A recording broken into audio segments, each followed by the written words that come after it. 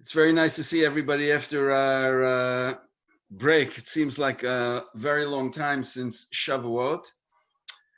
And I don't know why I didn't realize this before, but it's worth noting now that there is a gap between what the Torah reading that's done in Israel and the Torah reading which is done in the diaspora. Because in the diaspora, you celebrated, the people who are here celebrated 2 days of Shavuot. So on Shabbat, which was the second day of Shavuot in the diaspora, in Israel, we read Parshat Naso. So I was debating what I should be doing this week. And given the fact that last week we didn't do Parshat Naso, so I thought what I would like to do today is to do a little bit of Parshat Naso and also a little bit of Parshat Behaalotecha. So for the people who are tuning in from Israel, so you shouldn't see the fact that we're doing Parshat Naso as like after the fact and, you know, we want to get ready for this week's Parsha. And for the people who are in the diaspora, so even though you'll be learning about Parshat Behaalotecha, which is a week ahead, so it'll give you time to review. And so you'll be all prepared for next week. But from this week on, I will be doing the parsha according to what is done in Israel. And hopefully within the next month, we will then synchronize. We synchronize when we get to Parshiot Chukat Balak. Well, in Israel, Parshat Balak, in the diaspora, Chukat Balak.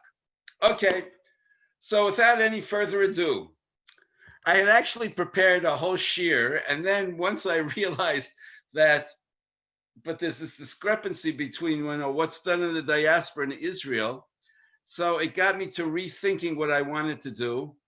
And in the course of doing that, I actually thought about things which I thought for a number of years, but tried to look at it from another angle this year.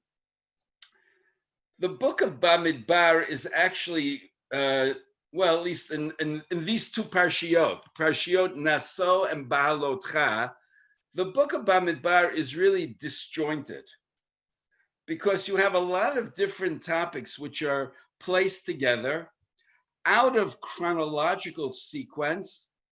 And then it really begs the question, I mean, this is a field day for biblical critics, like what's going on over here? It's like this was just kind of slapped together. But the question is, why is it that we have, it would seem to be a number of different points which are being made that don't necessarily seem to be related? Is there some type of connection that we can find between them?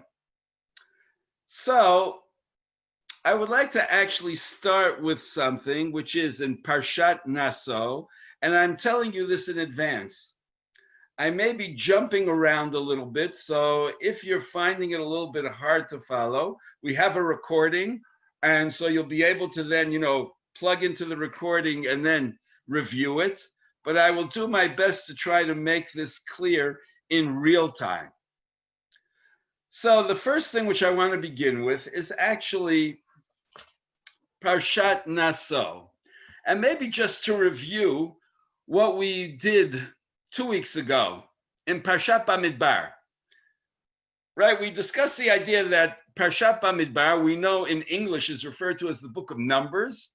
It's called the book of Numbers because of the censuses. And we spoke about the fact that in Parshat Bamidbar, there were 3 censuses.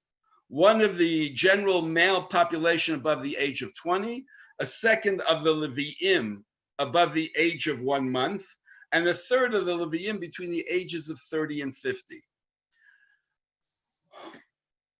In addition to doing a census in censuses in Parshat Bamidbar, we also had all of the tribes arranged around the Mishkan, which we spoke about at great length, and how there are 4 what are called banners for each side. Each banner has 3 tribes, so that in effect, what we have in Parshat Bamidbar is really the structuring of the camp.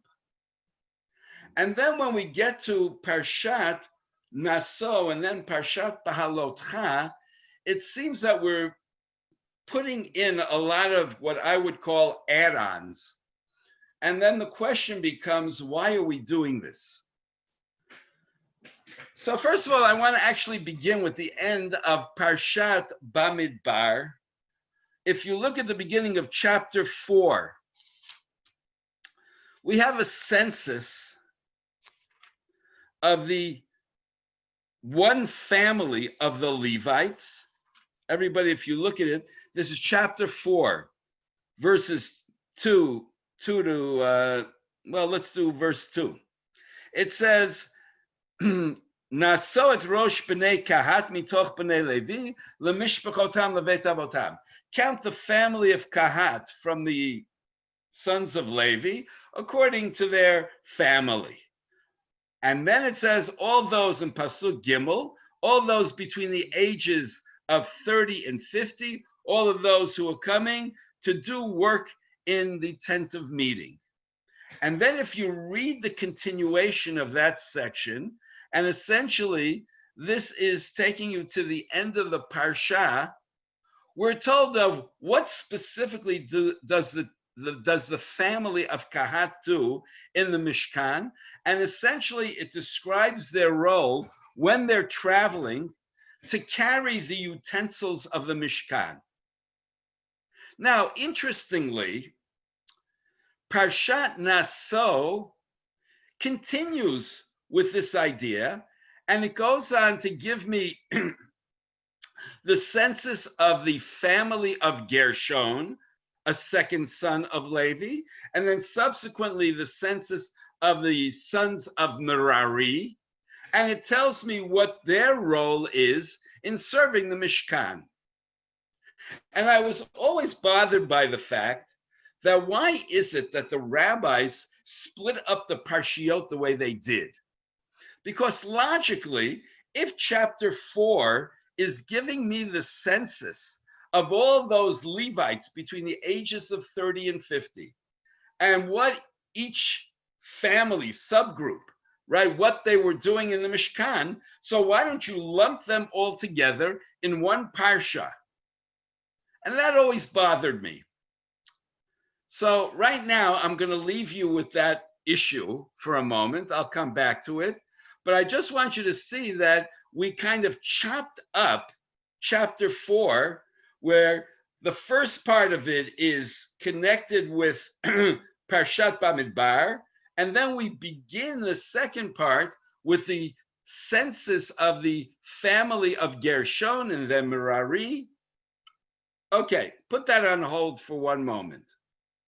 Now I want to jump towards the end of Parshat Naso. And the end of Parshat Naso, in fact, it's actually half of the parsha. This begins in chapter, in chapter 7. And I want to, and essentially what we're describing are gifts which were given to the tabernacle by the princes.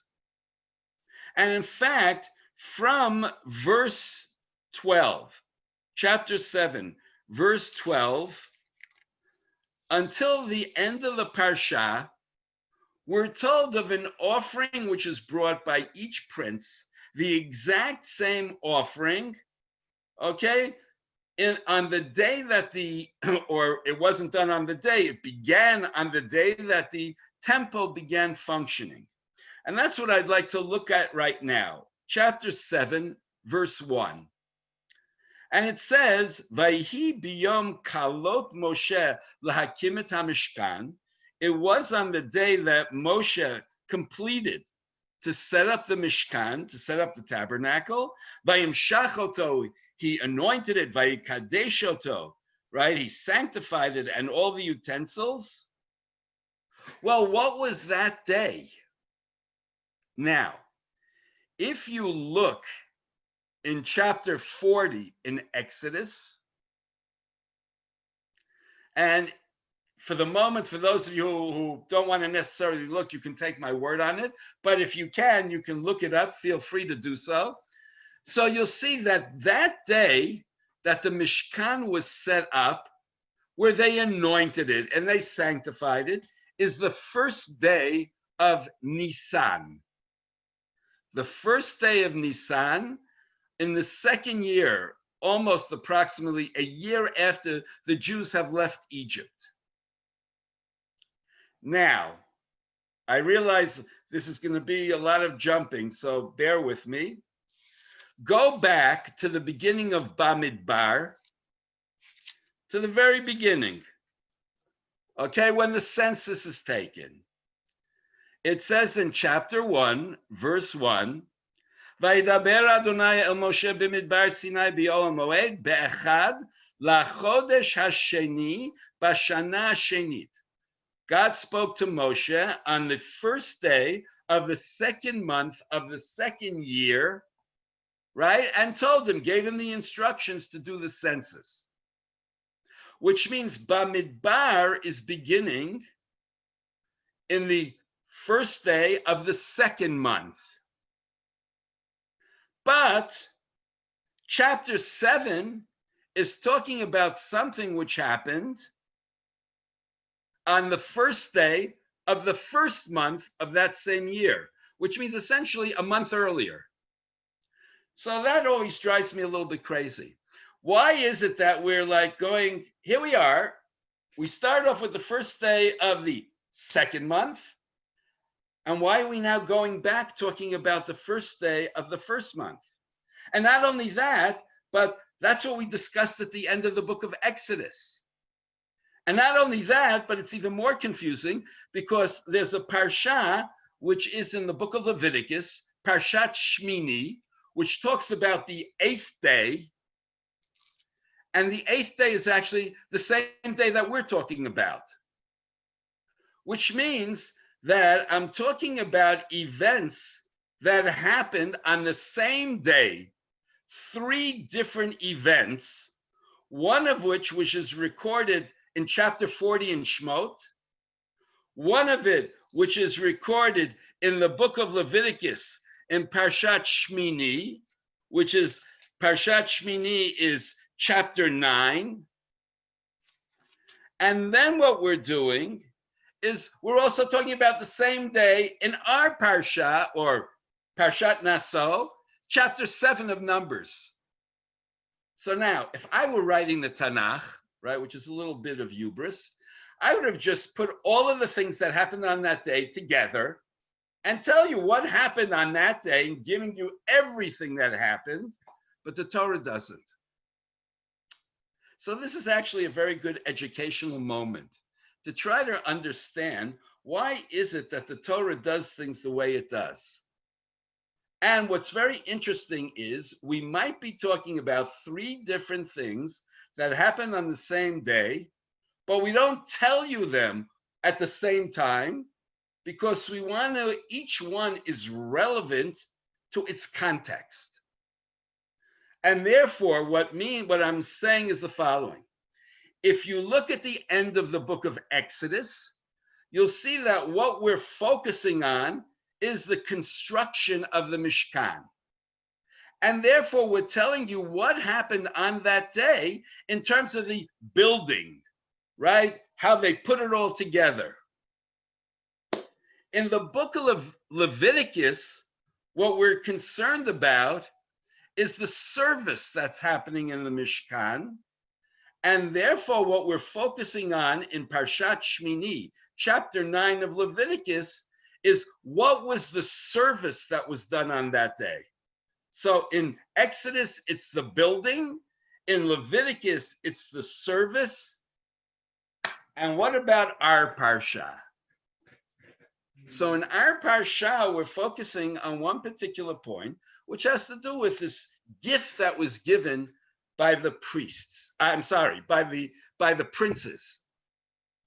And why is that so important?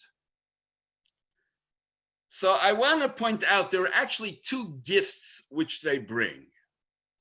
One gift, if you look at verse 3, Numbers, okay, I realize I'm jumping around, so I'll repeat. Numbers chapter 7, verse 3, Parshat Naso.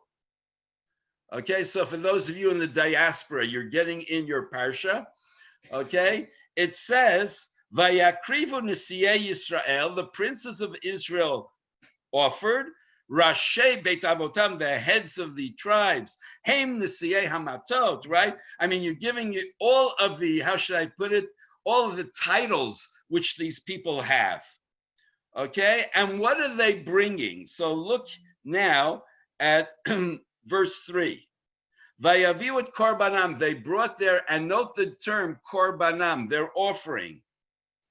Okay, lifnei Hashem, sheish eglot tzav, which I will translate as 6 covered wagons. The word tzav, anybody who knows modern Hebrew, tzav in modern Hebrew means a turtle. But here it doesn't mean turtle-shaped wagons. Okay, all the commentaries say that the word tzav over here means covered. So there are 6 covered wagons, ushnei asar bakar, 12 oxen, and then it says agala, a wagon, al shnei hanesiim, per 2 princes, v'shor lechad, and a ox to each one.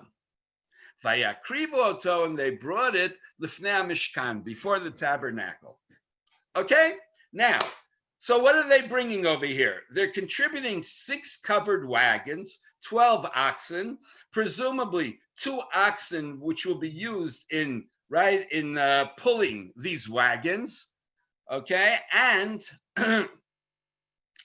what they're giving is called a sacrifice, a korban, which is very interesting because when we think of korban, we think of something which is actually slaughtered and offered on the altar. But this is not something which is going to be given as an offering, which raises the question, so why do you call it a korban? So now let's look a few more verses. If you look at the continuation, verse 4, 5, 6, it says, Vayomer Hashem al Moshe lemor, God said to Moshe, Kach me'itam, take it from them. V'hayu la'avod et avodat ohel moed, and it should be for the service of the tent of meeting. And then it says, V'natata otam el halviyim, and give it to the Levites, ish kefi avodato, each one according to his job.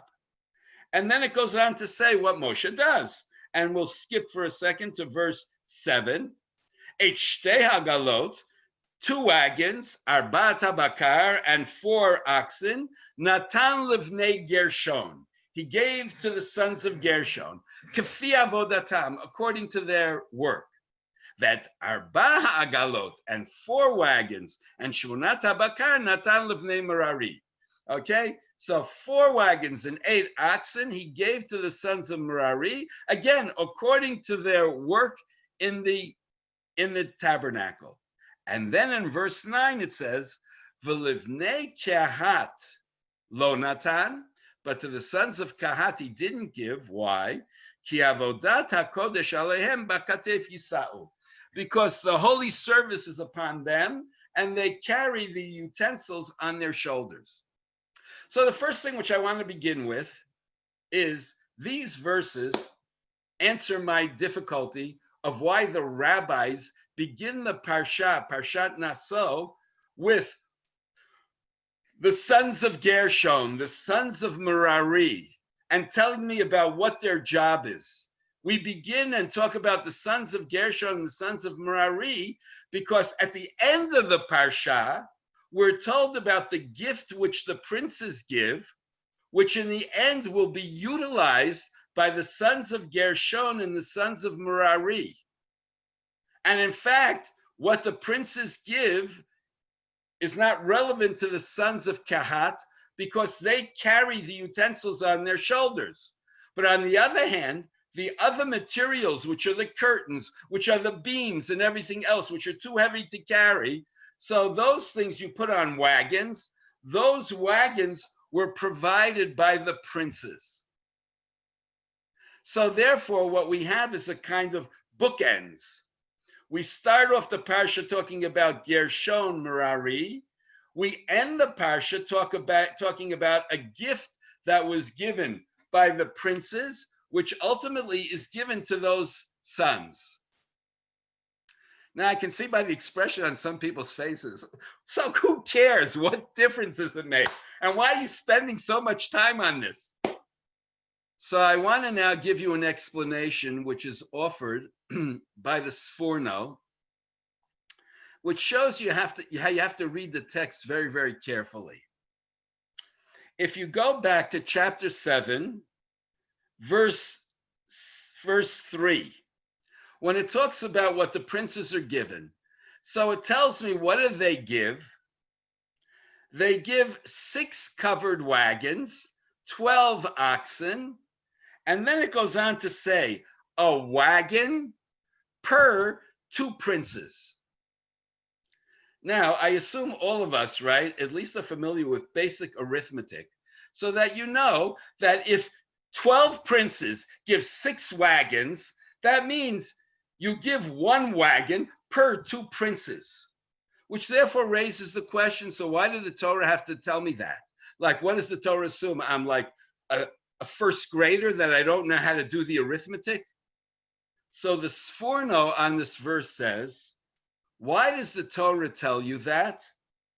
As a way of saying that they consciously gave 1 wagon per 2 princes to show the sense of love and brotherhood among the princes, which is another way of saying that the princes wanted to do something in a way which showed their connection.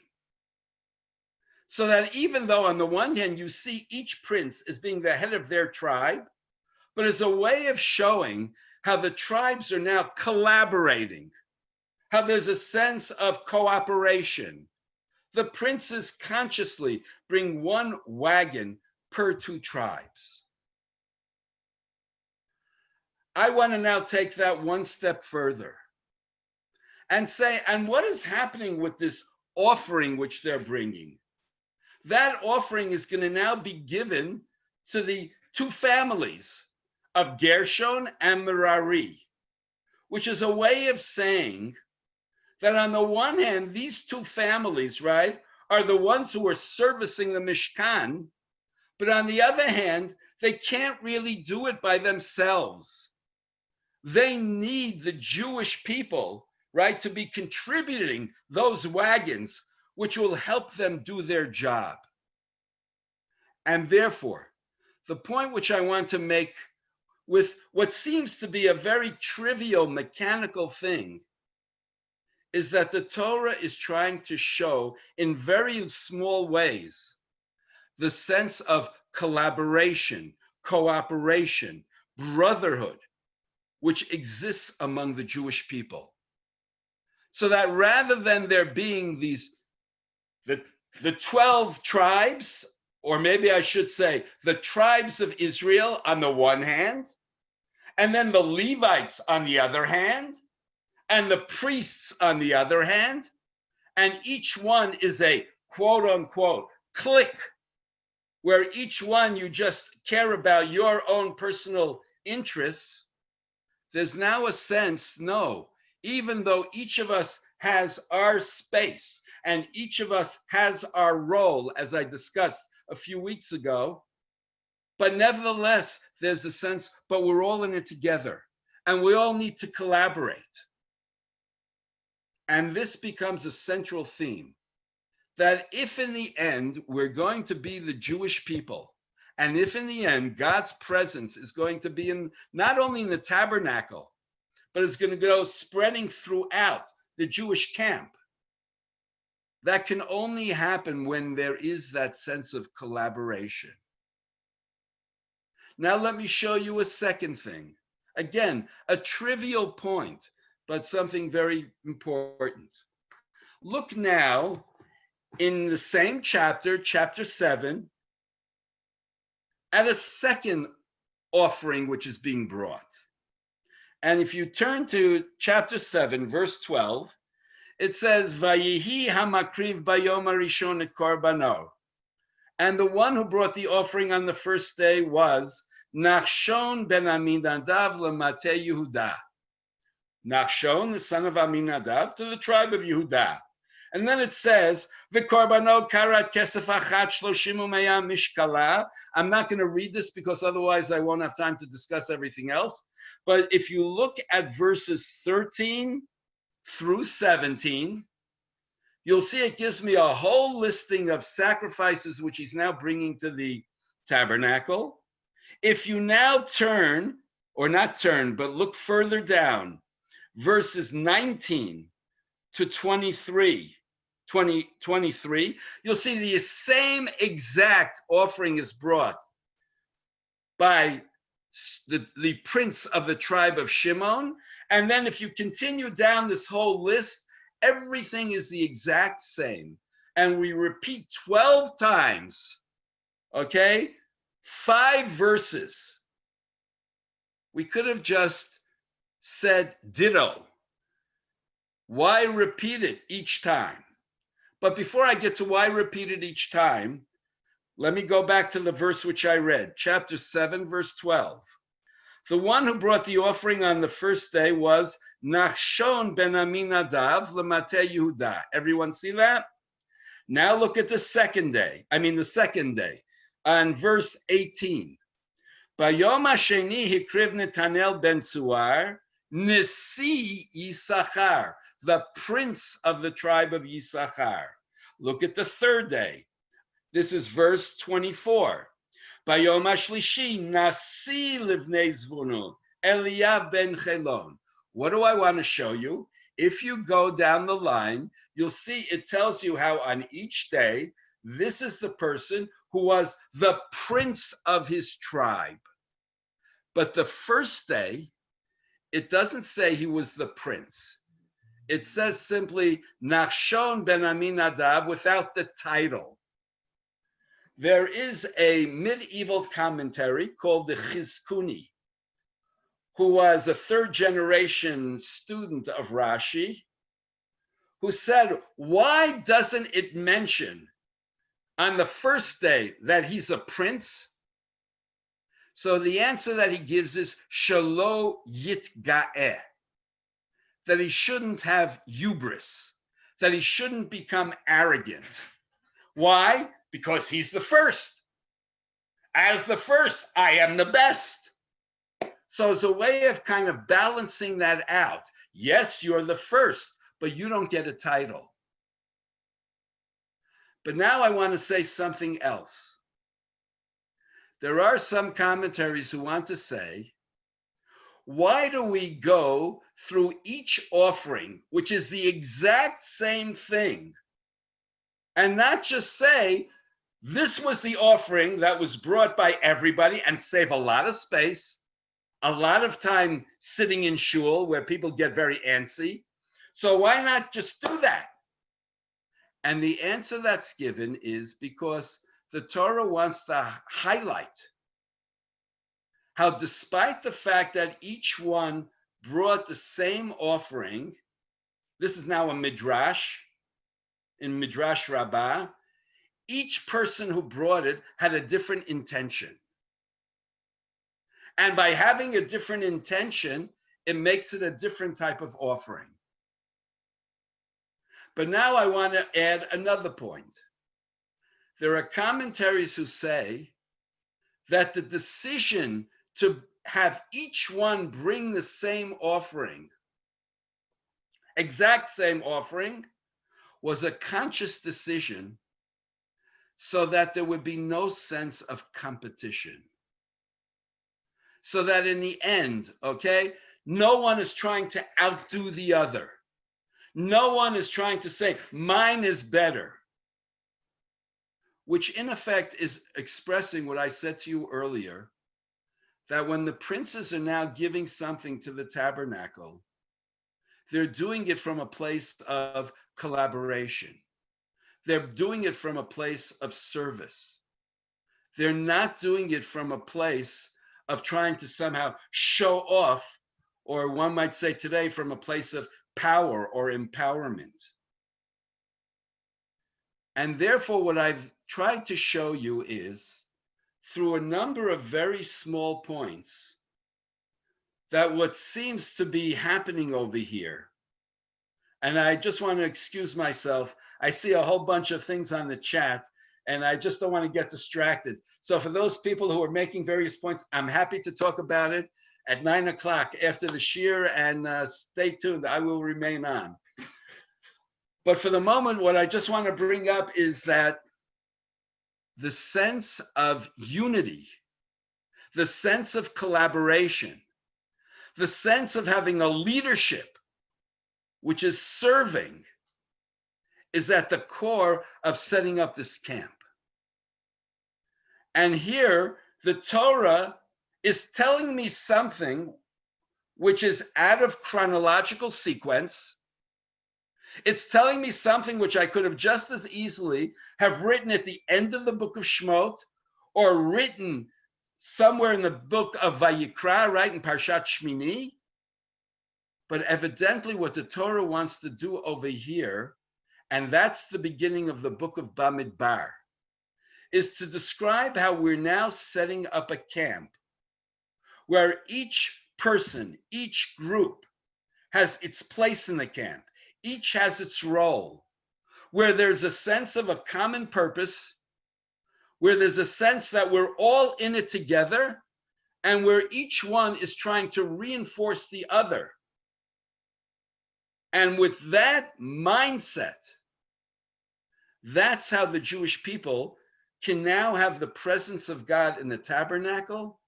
That's how they can now come into the land of Israel and create what we could call a model state.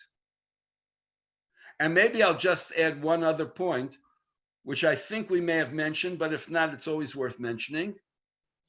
When the Jewish people came to Sinai, the first thing which the Torah speaks about is how the Jewish people, this is in Exodus in chapter 19, the very beginning, it speaks about how they came to the mountain on the in the third month on that day, how they encamped. And it says how they encamped in the singular, Vayichan et Pnei Hahar, or Vayichan Sham Neged Hahar, excuse me. And there's a rabbinic comment which says, why are you using the singular, especially after in the same verse, you use the plural to describe how they're encamping? And what they say is because when they encamped, it was belev echad ki ish echad, with one heart as one person, which is in effect saying that when the Jewish people came to Sinai, there was a sense of unity of purpose. And that was the precondition for receiving the Torah. And in fact, until the golden calf, the Jewish people actually achieved something which was remarkable. They were all together. Let me jump ahead. After the golden calf, when the Jewish people are involved at the end of the book of Exodus in the construction of the tabernacle, there's that sense of unity. Everyone is contributing to the tabernacle. Everyone is involved in some way, whether it be in terms of their material contributions or whether it be in terms of the actual work that's being done, the construction work. But everybody has a role to play in the construction of the tabernacle. And that same theme is now being developed in the beginning of the book of Bamidbar. The idea that when we're now setting up the camp, that the Jewish people have to now see themselves as being a united people with the tabernacle at their focus, and where everything which they're doing, everything is in service of the tabernacle and to bring the presence of God out to the world. And for that to happen, there can't be competition. There can't be the sense of hubris. There can't be what I would call cliquishness, of where each tribe is looking out for its own, where there's the general Jewish population and the Levites, and then there are the Kohanim. But the idea is that we're all in it together, and how do we now collaborate? How do we cooperate? So to me, that is a major theme of Parshat Naso, the sense of unity. But now what I want to say is, it's not only Parshat Naso, it's also Parshat Behaalotecha.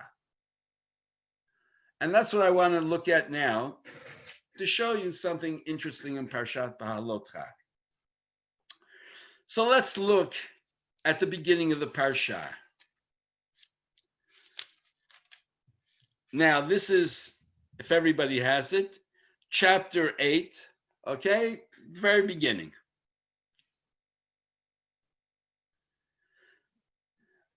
It says, Vayidaber Adonai el Moshe lemor, Daber el Aaron, speak to Aaron, v'amarta elav, and say to him, Behaalotecha hanerot, when you cause the candles to go up, El mul pnei hamnorah ya'iru shiv'at hanerot.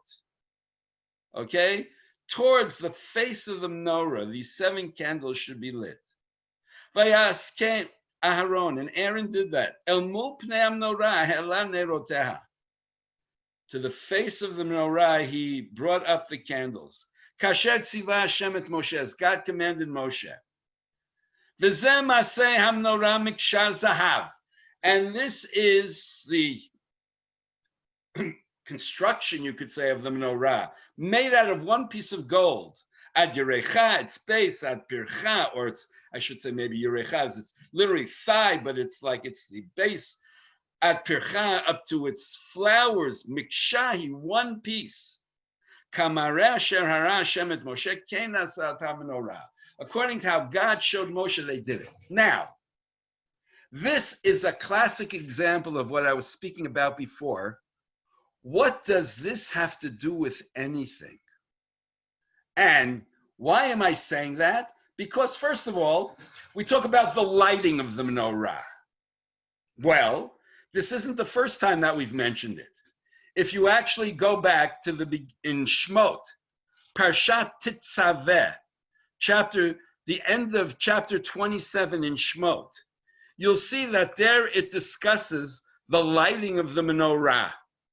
Okay, for those of you who want to, I always say, make sure to check what I say. Don't take anything for granted, right? So I have no problem that you check me out. So this is actually chapter 27, verse 20. There we speak about the lighting of the menorah. If you actually look a few chapters earlier, this is chapter 25, verse 31, 25:31. So there it talks about the construction of the menorah. And there it says clearly it has to be made out of one solid piece of gold. And I'm doing this not to show off, but just to show you that if you look at chapter 24 in Leviticus, the very beginning of chapter 24, you'll see that once again, it talks about the lighting of the menorah. So therefore, I have my question, which I come back to. So why again are we talking about it? And why are we talking about it over here? What does it have to do with anything? I hope you at least like my questions, okay? So now, Rashi quotes a rabbinic comment, which says, clearly the rabbis, I'm not the first one who had this issue, right? The rabbis had the issue already in the time of the Midrash. So, okay, everybody will excuse me, I have to turn off my phone. Okay, it's like I'm back in Pardes, I get phone calls in the middle of class and have to tell them I'm in the middle of a shir right now. So in any case, so for those of you who have been in Pardes in my shir, so you can feel at home now. So what we have over here is I'm in a shir now. What we have over here is the following. Why is it that this is written here? Rashi asks the question. And the answer which Rashi gives is that when Aaron saw this unbelievable, gift which the princes were giving to the Mishkan, so he felt really bad. Because he said, look at what the princes are giving to the Mishkan, and and I'm not doing anything really. And so God wanted to make Aaron feel better. So God said to him, don't worry, what you're doing is much more important than what you're doing. You're lighting the menorah. So from the perspective of Rashi, right, this section about the lighting of the menorah, in a sense, is how God is addressing Aaron's concern, I might say, his embarrassment maybe, at the fact that look at what the princes are doing and I'm not really doing anything comparable. So God is trying to make him feel good. By the way, I just want to point out, if you take that interpretation, so then if you look at actually the beginning of Parshat Behaalotecha, it doesn't just give the instruction, but it says that Aaron actually lit the menorah. Now, if you again assume that the princes are giving their, if you assume that the princes are giving their gift on the day that the Mishkan was established, which is Rosh Chodesh Nisan, and that's the same day that it starts operating. So on the day that the Mishkan began operating, that's the same day when Aaron would light the menorah, the first time that he lit the menorah. So I'm just saying, chronologically, it makes sense that this is happening, right, in the same time that the princes are bringing their offering. Everybody with me? But what I want to do is to again show you something of why the Torah repeats things and how the repetition becomes important contextually. If you were to look back in Exodus chapter 27, at the end of 27, or you could look at Leviticus in chapter 24, you'll see that when it talks about the lighting of the menorah, it emphasizes the idea of ner tamid, of this lighting which is done constantly, forever. And the emphasis over there has to do with the issue of time. And it has to do with the sense of the continuity. If you look at our section, what do we want to emphasize in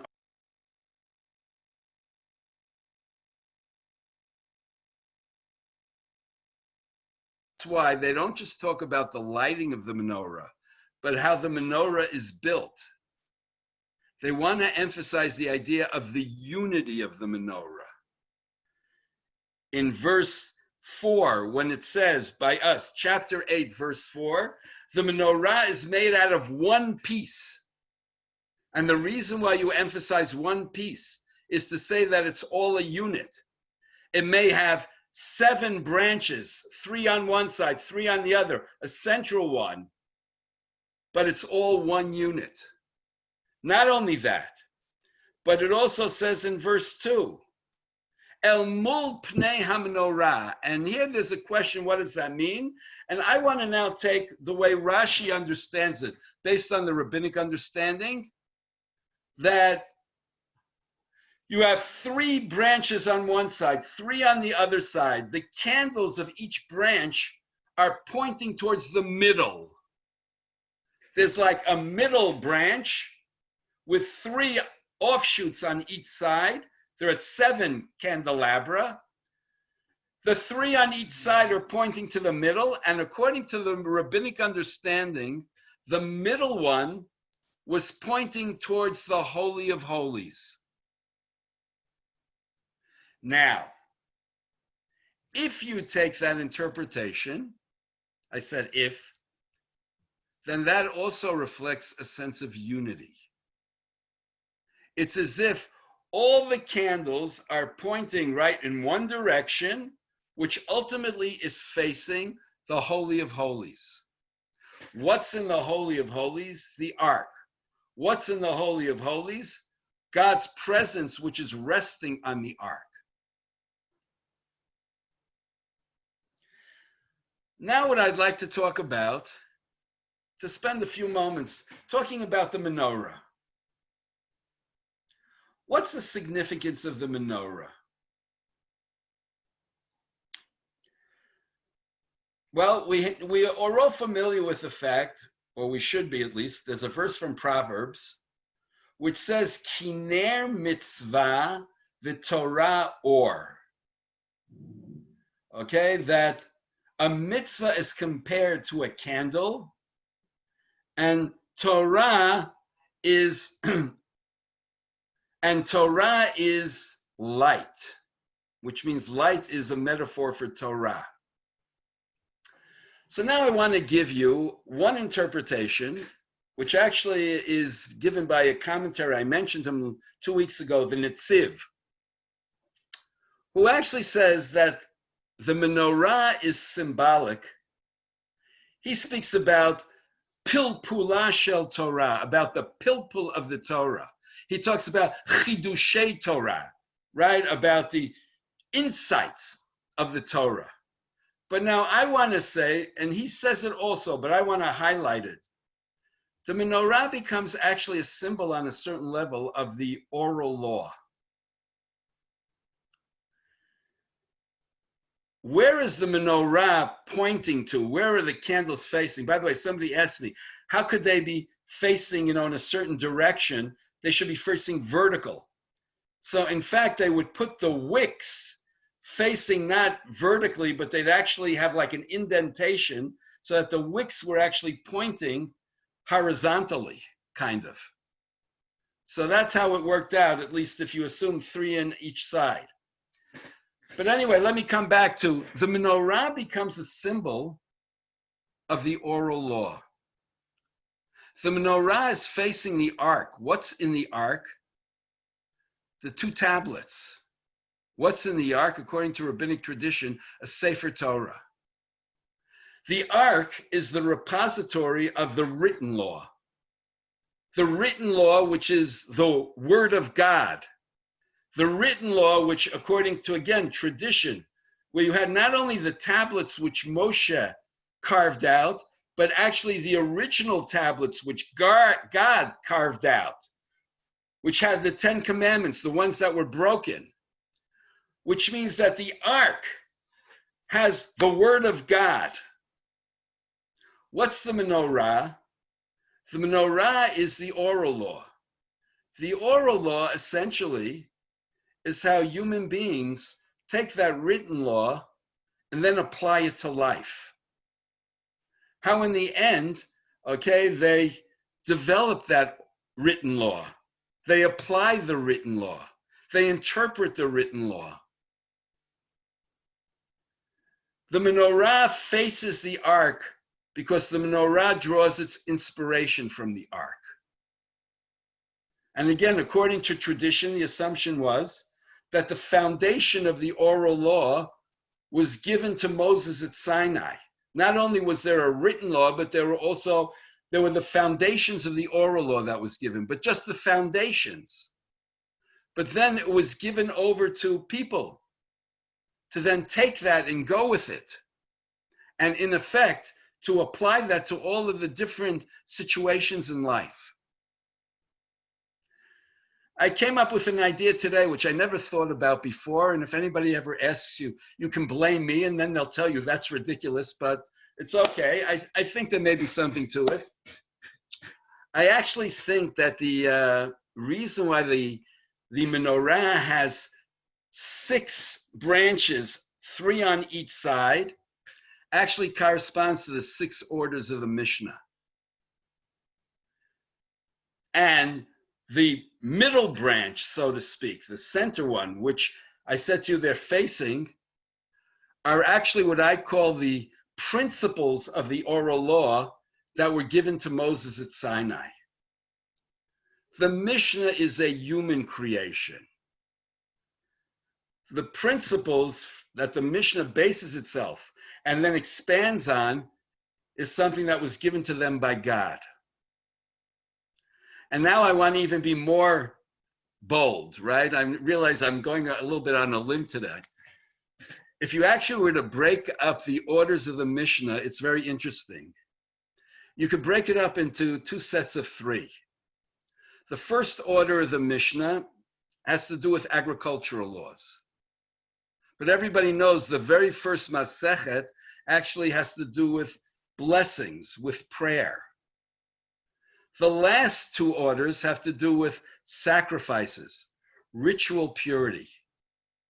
The common denominator between those three is that they have to do with our relationship with God, with the temple, service of God. Even the agricultural laws have to do with service of God because it has to do with a lot of the things which we tithe. It has to do with the laws of the land, which I spoke about, as the land being the possession of God. The land being the place where God's presence is manifest. But the other three orders, one of which is Nashim, which has to do with marriage, divorce.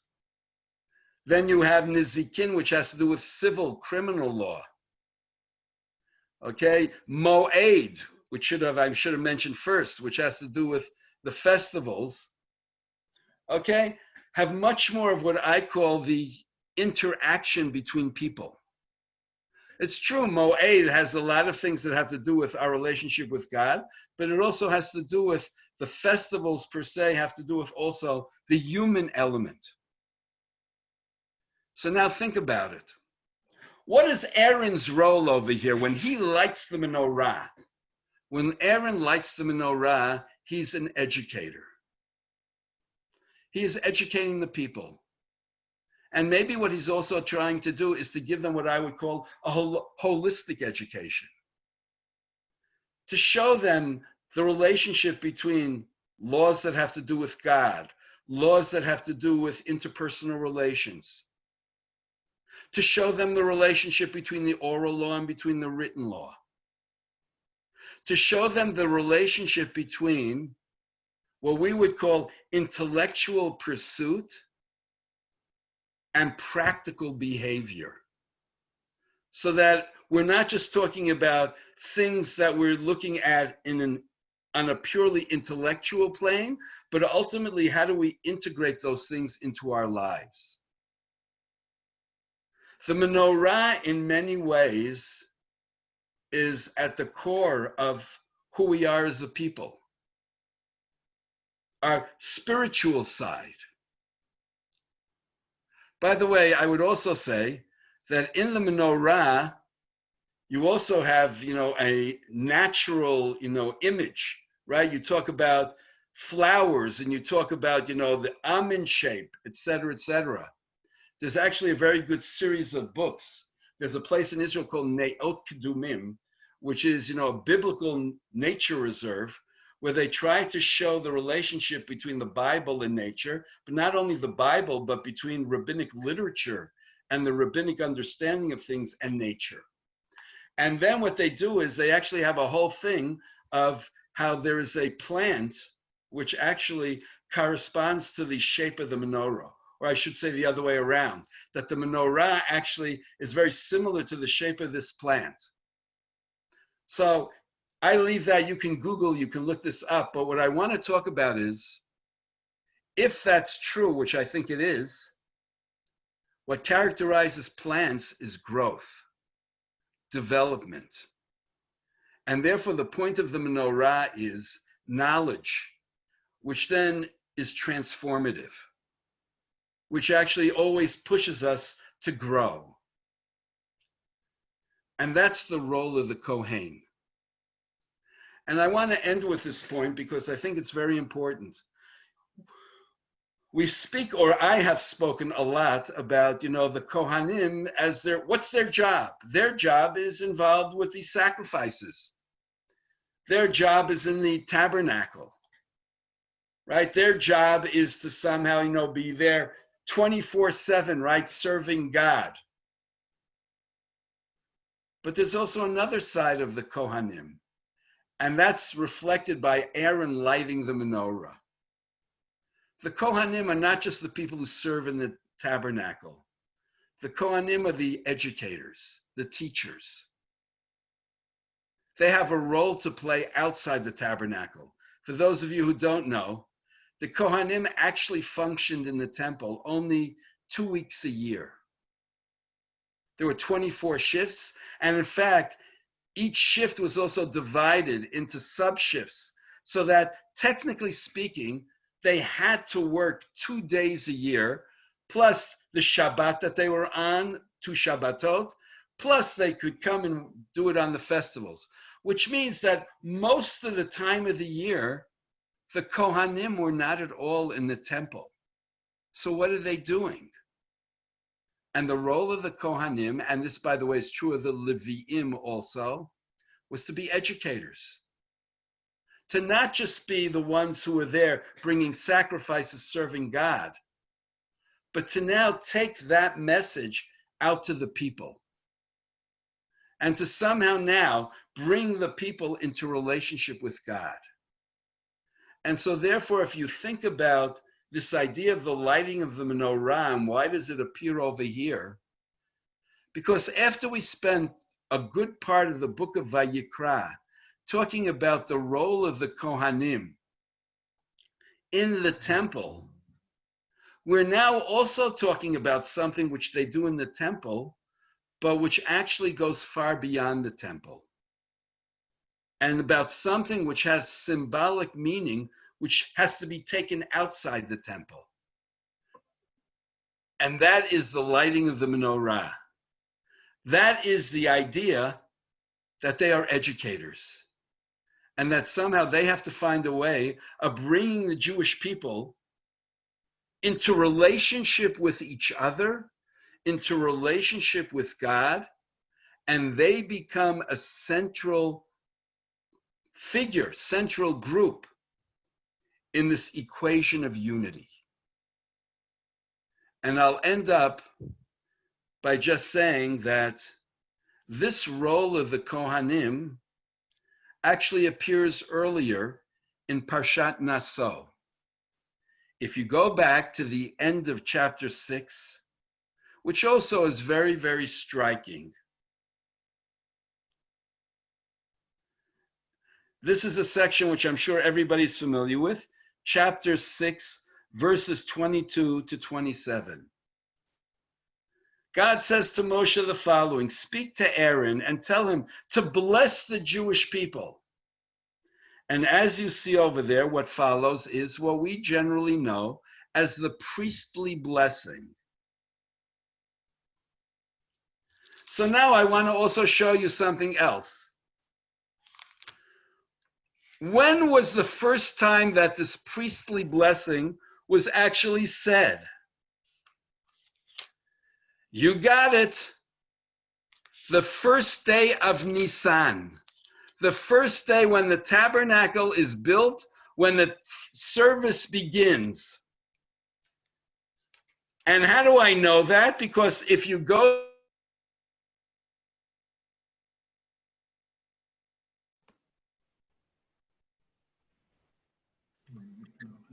You're on side. You're cut off. We can't hear you. Sorry about that. I got a little bit too enthusiastic. Okay, I pressed the wrong buttons. So after Aaron does this whole service on the first day, so let's just look at chapter 9, verse 22. It says, and Aaron lifted up his hands and he blessed the people. Everybody see that? It doesn't tell me what blessing he gave the people. But Rashi there says it was the priestly blessing. And that may very well be based, right, on what we have now. But it's only now that we actually tell you the content of that blessing. We all know that what's the last line in the priestly blessing? If we go back to our parsha, or I should say Parshat Naso, chapter 6, Okay, verse 26. The last line of the blessing is, may God lift his face towards you and give you peace. The last line of the blessing is peace. Now, I just want to point out, it's very interesting that the whole section of the princes is preceded with the idea of the priestly blessing, and it concludes with Aaron lighting the menorah, which then becomes very interesting. That somehow maybe the Torah is trying to show us that what the princes are doing may very well be informed by what the priests are doing. And in fact, there are two things which the priests are doing. One is this formal thing, which is what we call the priestly blessing. But then there's a second thing, which is the lighting of the menorah, which is not only the lighting of the menorah, but what I said to you before is education. The priestly blessing ends with peace. The lighting of the menorah emphasizes one unit. And therefore, what I want you to see is it's the priests whose role is to impress upon the Jewish people, we are one, and to create that mindset. They are the ones who need to set that model. And not only that, in the priestly blessing, they invoke, may God place peace. I don't know if I want to say unfortunately or fortunately, but it might very well be that peace is actually something which is very, very elusive. Peace is very elusive because in order to have peace, people have to forego their egos. People have to then see that they are just part of a much larger entity. There has to be a profound sense of humility. And maybe in order to be able to come to that point, you need divine assistance. Maybe somehow it's too hard for us to be able to let go of our egos, and that we need God to really help us transcend ourselves to be able to come to that sense of unity. I just want to say, I was originally going to speak about the end of Parshat Behaalotecha, which is from chapter 11 on, where it's downhill, one after the other, rapid succession. The Jewish people are boom, boom, boom, sinning.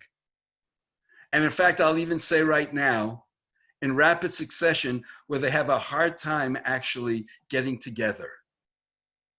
And where it's very easy for all of a sudden for everybody to start complaining and to be against each other. It's us against them. And unfortunately, we'll talk about that much more next week.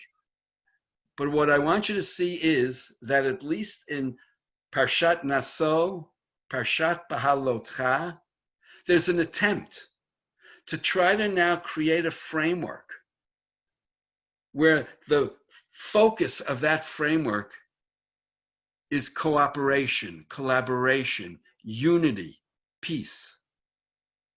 And that's what we need in order to be able to actualize who we are, in order to be able to have God's presence in our midst. We always pray for peace, but it's not enough to just pray. We also have to do things.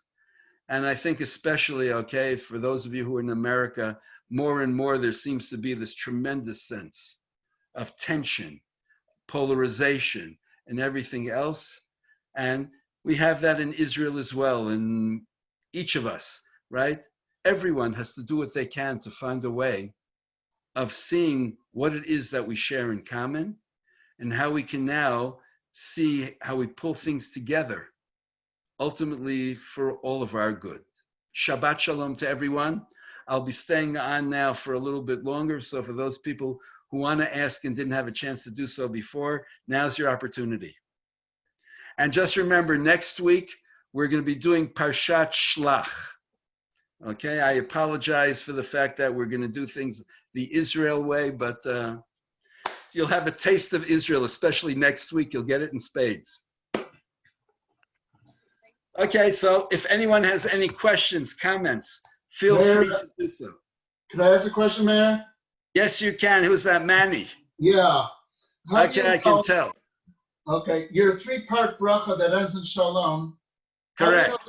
How do you know that the Samuach Sheni of Bnei Yisrael, Bani Avraham, isn't the continuation of that bracha? How do I know that? Yeah. Well, first of all, the Samu is actually, it's a statement of fact, right? In other words, it's saying, and they will place my name on the Jewish people. It's not saying what they should say. You follow what I'm saying? In other words, if I look, it says, say the following, right? And if you look at Yivarechecha Hashem, it's in the third person, right? Yisa Hashem, right? You're invoking each one. Ya'er Hashem, Yisa Hashem, right? So you're invoking all these different things which God should do. And then after that it says, V'samu et shmi, they'll place my name on the Jewish, which is in effect saying that, in other words, by doing all those things, they're placing my name on the Jewish people. And then, by having done that, I will bless them. Which means that what this is saying is that the Kohanim are simply putting my name out there, but ultimately by putting my name out there, they're invoking me to now then really bless the Jewish people. So I see this as being, this is what the Kohanim are going to do, and ultimately because of what they're doing, this is what I'm going to do. I being God, not Meir. Okay. I'm glad I got you to laugh, Lori. A few times. Mayor, Yes. this is Susie. If everybody gave the same amount, but did they all have the same amount coming in, or were there richer tribes and poorer ones? There definitely were richer tribes and poorer tribes, and there were definitely different numbers in terms of the tribes. There's no question that there was not this, equality. But on the other hand, they felt it was extremely important that as the leadership, they would highlight the sense of equality among everybody. And again, this is something which a number of commentaries reflect in different ways. But think about it, right? In other words, if today we had leaders who would really be doing a lot in terms of doing collaboration and emphasizing, cooperation and equality, we would perhaps be living in a much different world. True. I was thinking about that actually, when the people in Chicago say, we paid more and we should get more back. Okay, so I think that this is, there's a very, very important message, but I think what also comes out, and by the way, you can see this in a number of places, you can't just put everything on the leaders. No. There's something about the grassroots as well. And there has to be this, again, collaboration between the grassroots and the leadership. So that if I have a leadership which isn't doing it, then the people should be doing it. But even if I have a leadership which is doing it, then the people have to be reinforcing that. If they each gave a sheet of gold, how long did it take to make the menorah? No, it wasn't they had a huge slab of gold which they put together and then had to, shape the menorah from that huge slab of gold. They actually have in the old city of Jerusalem, they have, they tried to do a replica. I mean, they didn't do it actually out of one piece, but theoretically, right, it actually would cost today something like $20 million.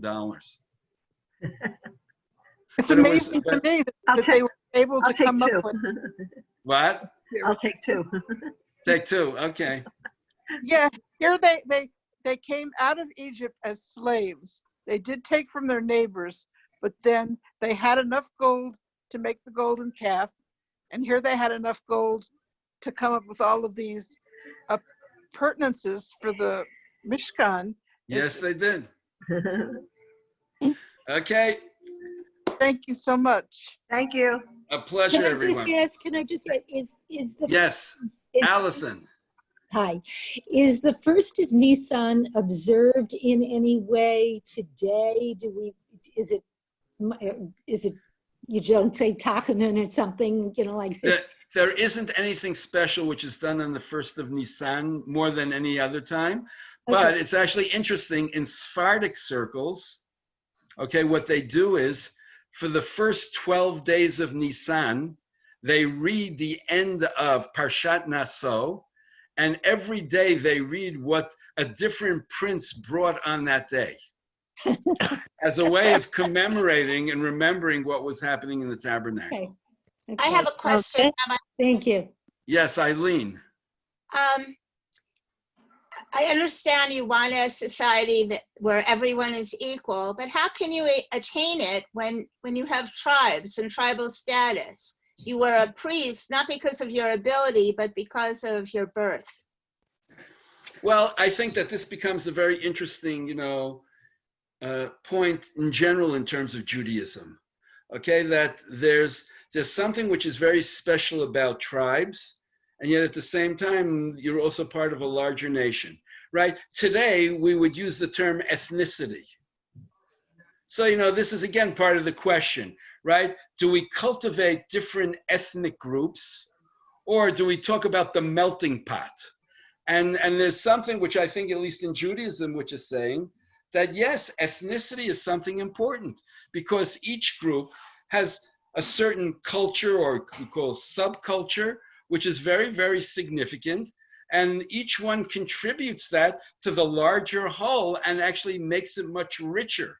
And it's again part of the same idea, of talking in general about individuals being part of a group, right? You don't just talk about the group, but you see each individual as having something unique, which they contribute to the group. And that's always going to be the tension, so how much are you an individual? And at what point is it that you take that individual contribution and then enrich the group at large, right? I mean, the best analogy of that is, a choir, right? Where you can have a lead singer, you can have, you can have sopranos and altos and basses and baritones and everything else. And each one has their voice.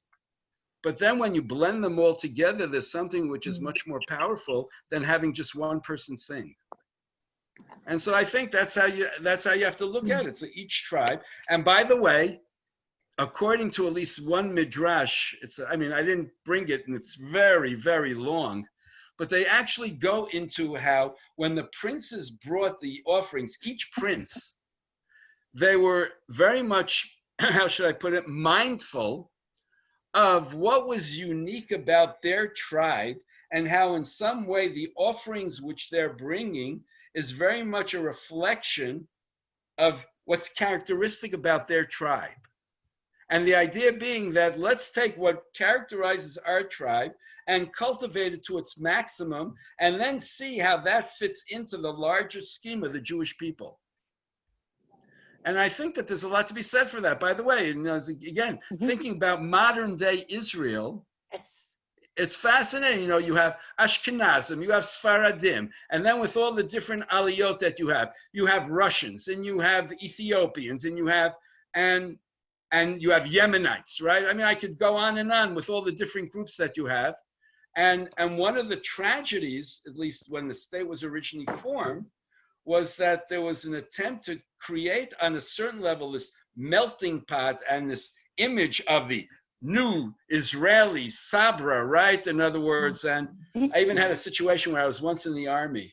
I'll never forget this. I was a combat medic, and one time I was posted to a little base, and I was like, just waiting, like if there would be any kind of, I don't know, accident or something, to be on hand, right, to have to take care. And then, so I didn't really have anything to do, but I would have done it anyway. So I started learning Mishnah.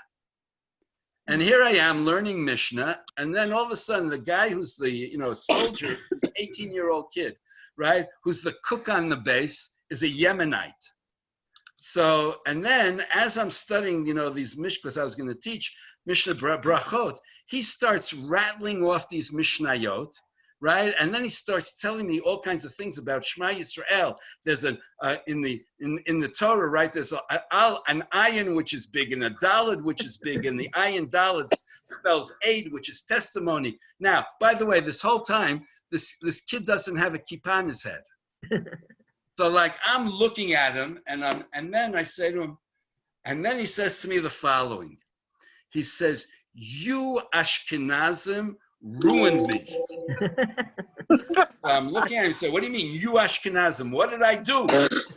So it turned out he was talking about, secular Israelis or the secular Israeli establishment who said that, and he said, and you tried to make us to be like you.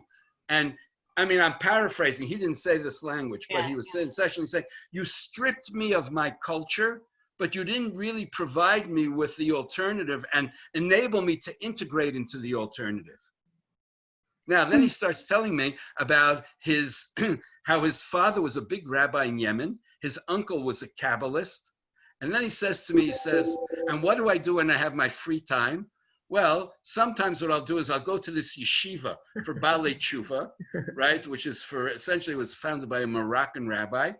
And then at the other times I'm with prostitutes and drugs. Now, we can laugh, but it's tragic. And you see, here is a person, right? So here you had, for the people who came from Yemen, a tremendously rich culture. Ethiopians, tremendously rich culture. Why should they be made to feel that they're primitive? Why should they be made to feel, no, you have to reject that and now.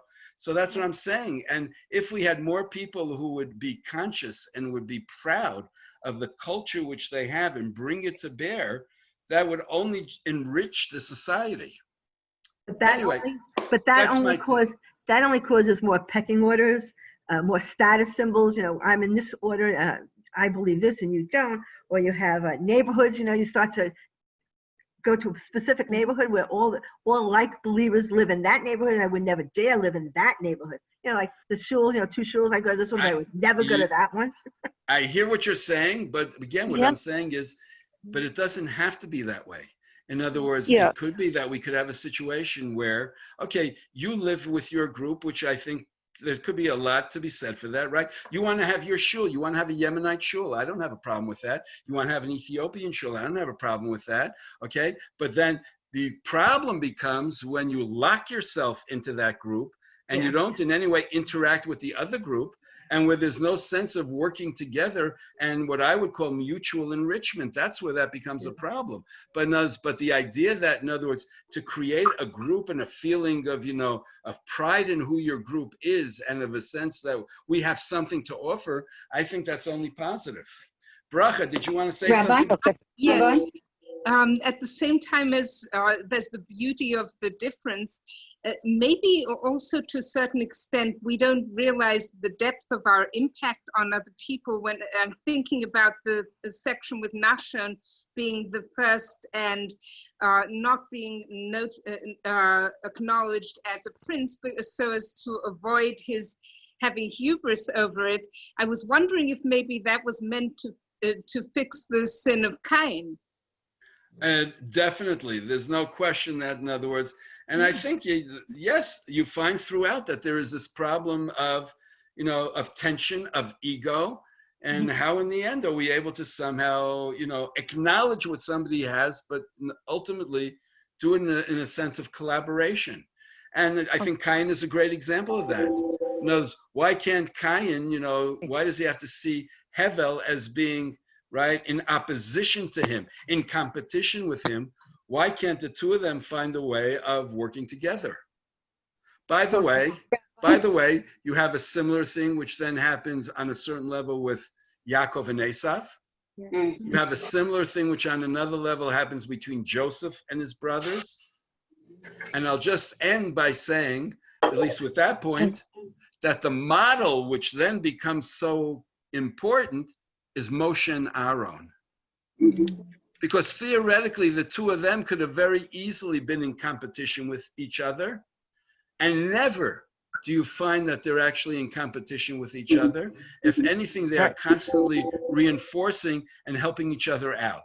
Yes, Rabbi, Mayor? Yeah, one at a time. I ask you a question. I'm Sandra in New York City. Yes, Sandra. Hi. So 2 things. First of all, you were now I see Sandra. We've been in correspondence. Yes, that's right. Okay, so now there's a face to it. How are you? Yes. Thank you. There's a question. You alluded to the fact that the Midrash makes a point of saying that even though the princes brought their individual wagons, they wanted to highlight the differences the ethnic differences among them. So I'm actually not in terms of the wagons, but in terms of the other different gifts. So I was thinking that that's where the wagons came in. I thought to myself, so when we see on paper that they brought the wagons, and they all brought what, one wagon for 2 tribes.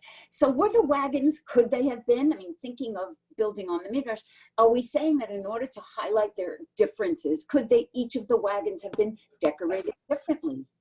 In other words, we think of wagons as a unified something, but in fact, when the Midrash flies with the notion that each prince, or at least two per, let's say 6 times 2, highlighted the differences, I'm looking behind that and thinking, aha, it's almost a human condition that they would try to put a bunting on one of them that was the color of this, or added a flower that was unique to that. I can't imagine that all the wagons were the same. And if in fact the Midrashim, for instance, I'm just using that, but if the Midrashim were talking about the differences between them, but they still came together to offer the gifts, I can actually imagine the wagons coming with different decorations, different buntings, and one half being this way, one half another way. If you've got 2 per, I would say it had to have been a super fun visual as well as physical experience. Okay, so I'll give you one thing which is analogous, which I feel very strongly about. And what's it analogous to? It's analogous to the Amidah, the Shmona Esrei. Yes. Now, we all say the same thing. And that actually, not only that, you say the same thing every day, 3 times a day for those people who do it, okay? And then people get bored, okay? And it's rote, and so then the question becomes, how is it possible to say the same words, but it actually means something different, because every person who's saying it has a different life experience and relates it to a different experience. Not only that, but every person who's saying it is experiencing things differently at any given moment, which therefore means, so I might be saying the same thing. And by the way, so here's Sandra, in terms of your, there's also the possibility in the Amidah, after you say it, or not even after, even within the blessings, there's a possibility of inserting something which is your special prayer within that standard prayer. So what I'm saying is, so on the one hand, I have something which is a standard thing, but within that, there are limitless possibilities in terms of one's intention and what one could add, as you said, to embellish it, to make it uniquely yours.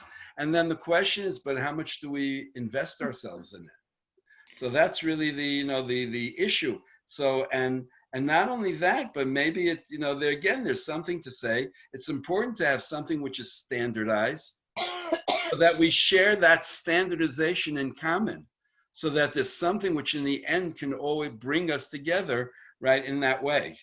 Yeah, Bracha, do you want to say something?